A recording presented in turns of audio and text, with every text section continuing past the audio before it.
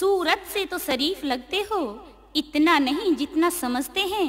शराफत से जीना सीख लो, जब देखो पराई वीर तो बुरी नजर से तकते हो। शर्म नहीं आती? हाँ भाभी ये दुनिया पागल खाना है। अच्छा भाभी ये दुनिया पागल खाना है, कोई पागल मान बुराई का।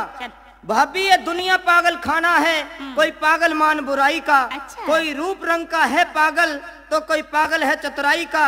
और तने बेरा नहीं है ये मौसम है रजाई का।